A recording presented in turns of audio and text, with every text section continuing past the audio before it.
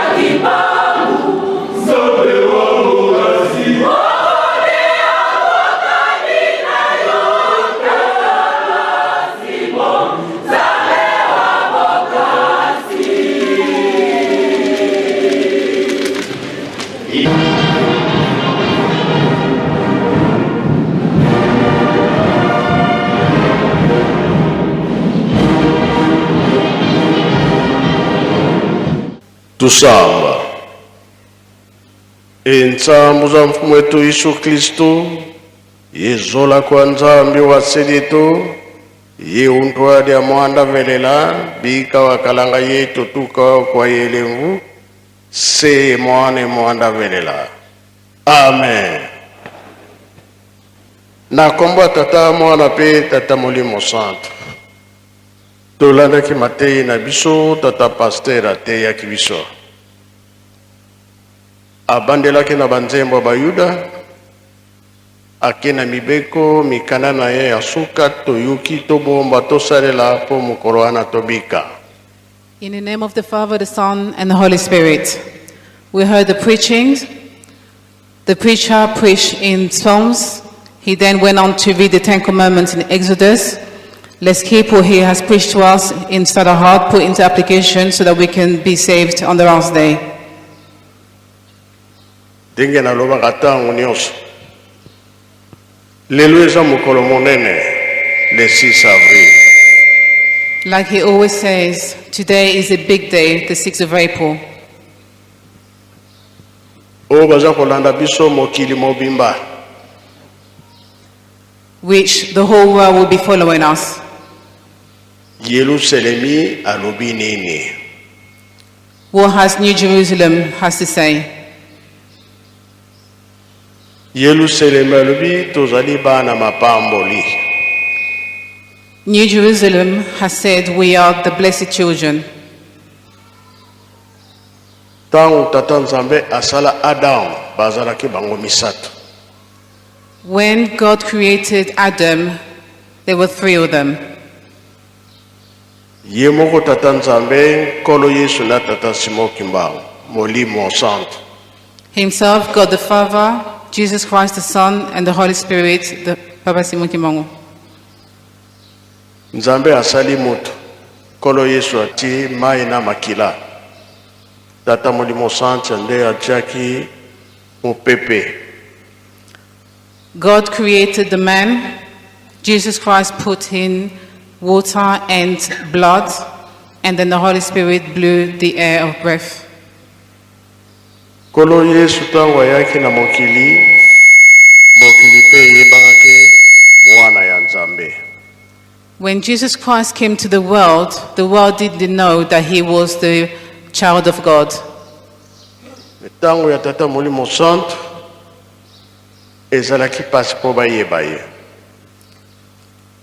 Just like when the Holy Spirit came, it was quite difficult for people to know him.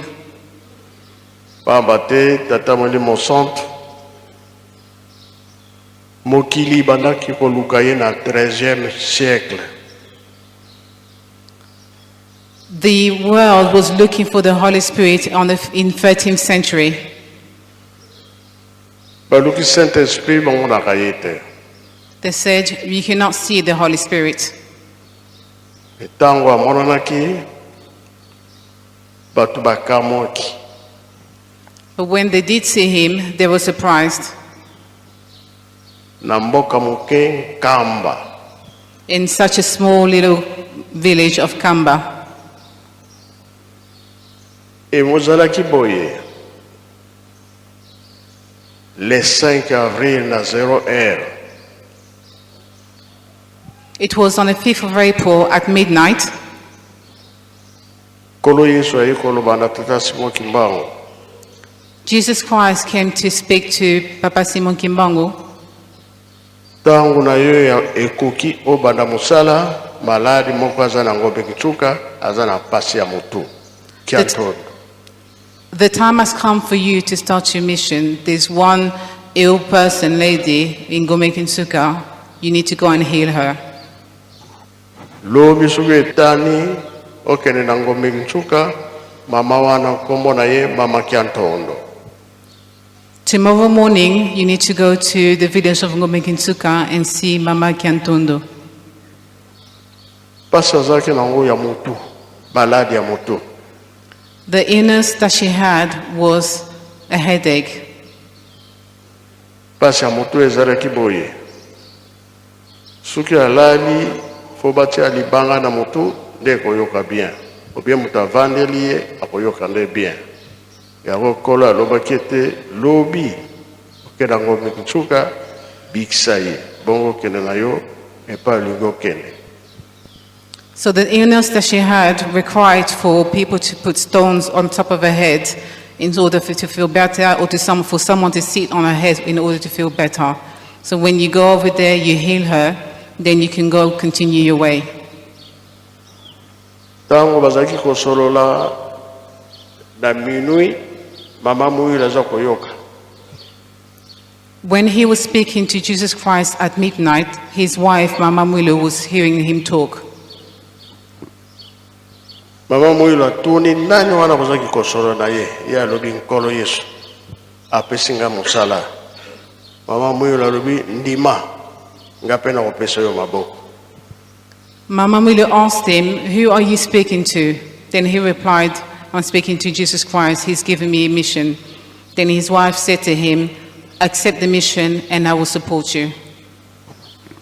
Et le 6 avril, mon lelo, il a accepté l'État. Oh, il y a besoin chef de l'État, président, lobby, dans le gouvernement, ils ont la chômé et payé. Ils ont les 5. Oui, 5 bien, 5 This is why today, on the 6th of April, the government has made today a bank holiday. And this is something very joyful for us. Il a accepté. Bakoko ba mona ki passe. Bakangamaki ba mona ki passe. Batata pe bakangamaki me bango babimsi musala le banda eke mokila mobimba. Sikoyo biso bakoko. Tuzali kotonga Yerusalemi ndenge batata lobaki na biso ete boti kala kotonga Yerusalemi. Lelo mundela alobi na biso makambo kitoko. To sepelite. So that means our grandfathers, our elders, they will stay behind and they were asked to continue the work to build New Jerusalem. And the three fathers, so the three sons of Papa Simon Kimbangu, had told us that we need to build Jerusalem so that we can be blessed. So this is why I asked the grandkids will continue within the work of building New Jerusalem. Biso banso to salami na tatanzame mundele mutumwini kasipe to yemba kanzembo ete bakobotola biso musala babotola.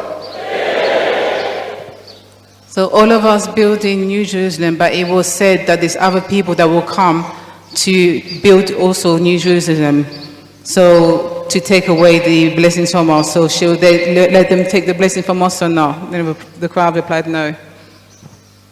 Lukola yaza ya biso nyonso biso pito kuloba baya to sala ensemble baya mi bayate. So because this belongs to all of us, should we say should we let them come or should we not let them come? So the crowd replies, let them come so that we can work together and get the blessing. Po bankambo balobi deja na nzela. Ba papa baloba ki bien.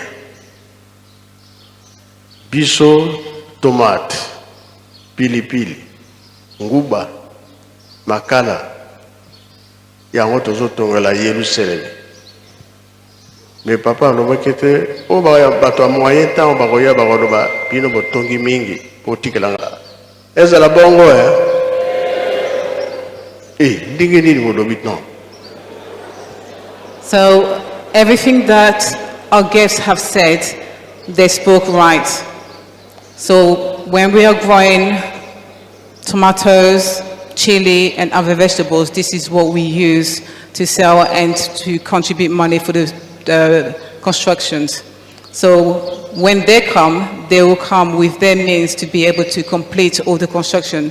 So should we let them take everything from us? And the crowd replies no. Oh, nyoso to senga la bango ezali. To senga veto senga te. Ah bon?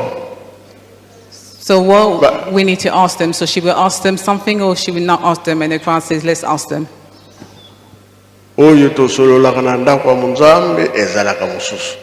Me soki toza kuna nanda kwa makamo mususu. Biso to linge retarte.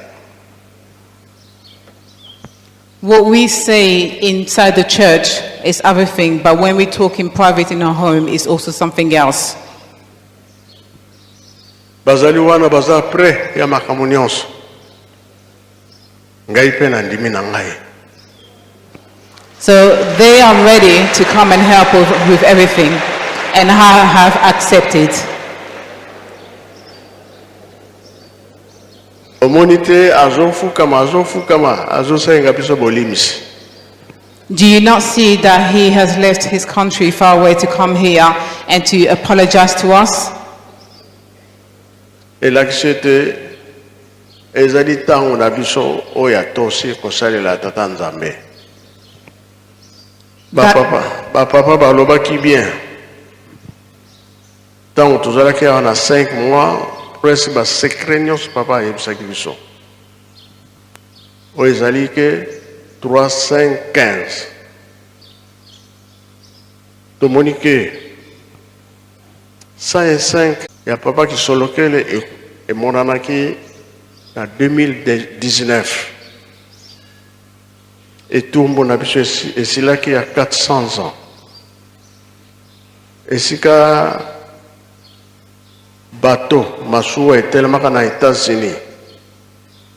Il y a des esclaves, la tinda qui va flétiste, pas qu'elle rebête. Pendant qu'on l'accepte et tout le monde a biso et sili. Si qu'on est comme tour na biso. Oh ya Jacob et sili. Et sili bien silité.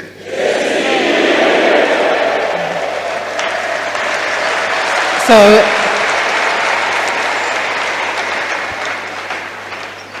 si qu'on tour ya tata molimo santo. Bongo bien bongo te. So it was said by the 3 fathers or the 3 sons of Papa Simon Kimbangu that people will come here to help us finish the building and all the work. So we'll be working together. Back in the days, there was a boat full of slaves that went into America where they went for slavery. And then there was the day when they said the slavery will be finished. And then when the slavery will be finished, it will be time for us to rise and to be able to glorify God and build the New Jerusalem. Et là, c'est que 2021, les là qui prennent à papa m'fumambal. To silitsa qui misé, c'est là qui fait mon nene. Il y a papa m'fumalongo 2023. 105 événements ya minene peso salama. To bandele na 0. Bongo bien bongo te. So in 2021 was the year for Papa Fumambanza, which is the second son of Papa Simon Kimbangu.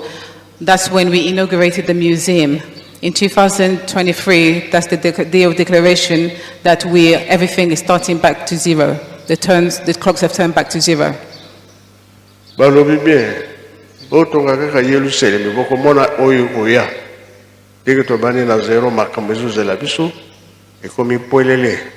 Ozomona bango wana kuna bazali bazote ya susu likambo susu te ya tata molimo santo kamba kaka.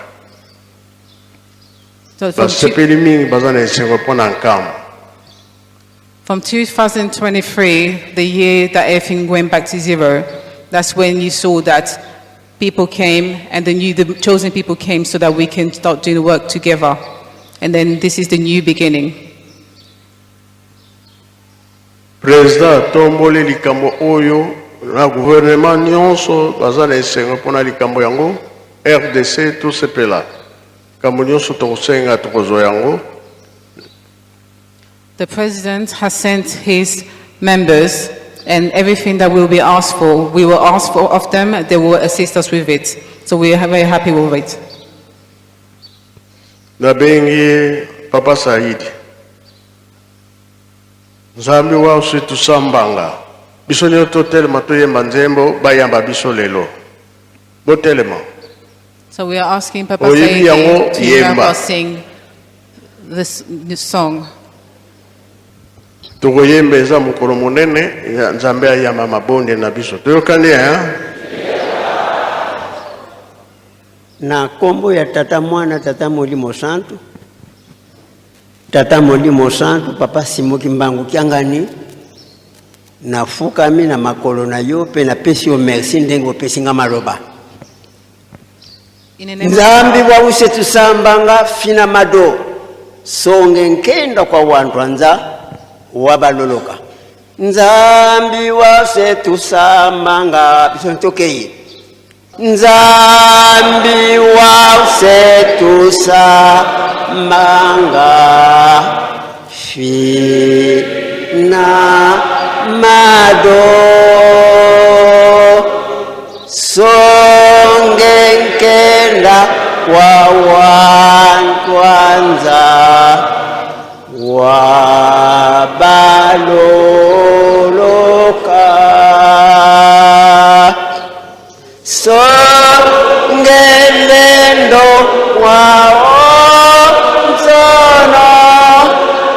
mpasiba zayavo ngeye kakauya lenza ba usalila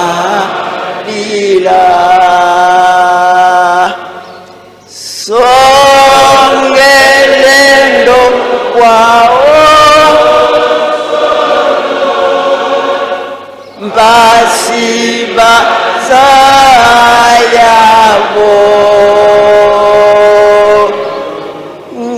ngeye kaka uyalenza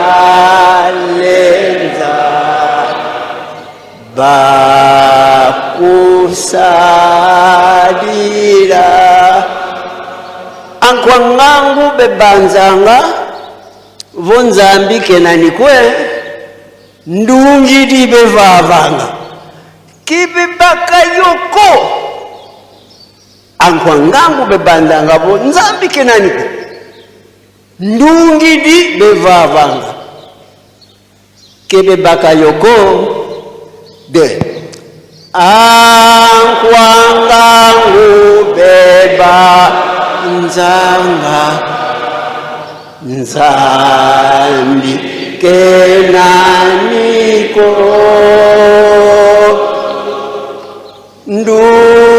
ndungidi beva vanga kebeba kayoko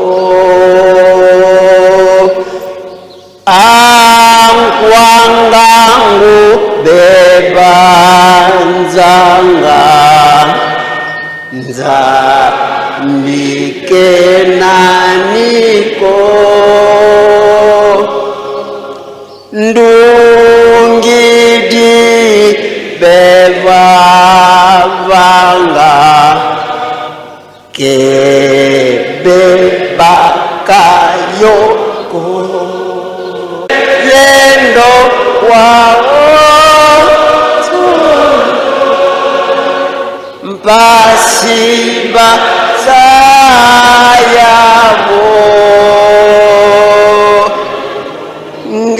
ngeye kaka uyale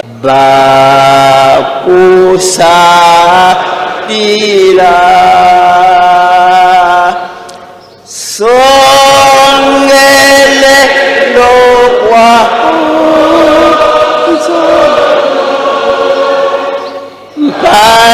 mpasibaza ayavo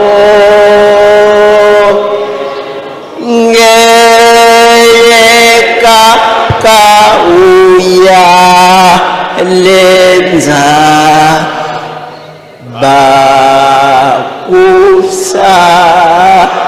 bakusalira mpevya ndongo yalungila mwawonsonwe sundaka katusundenza muna mvuluzi mpevya ndongo yalungila mwawonsonwe sundaka katusundenza muna mvuluzi mpevya ndongo yalungila mwao nsono sundaka katusundenza muna mvuluzi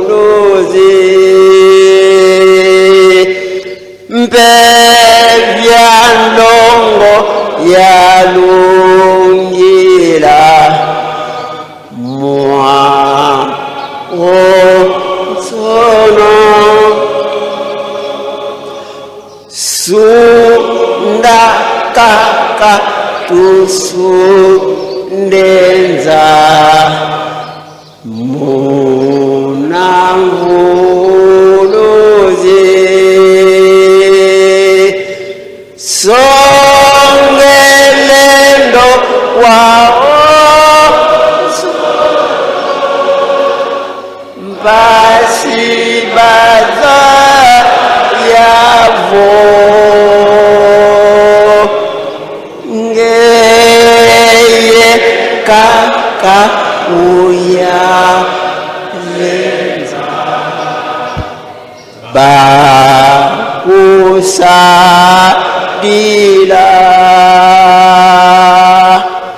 songelendo wao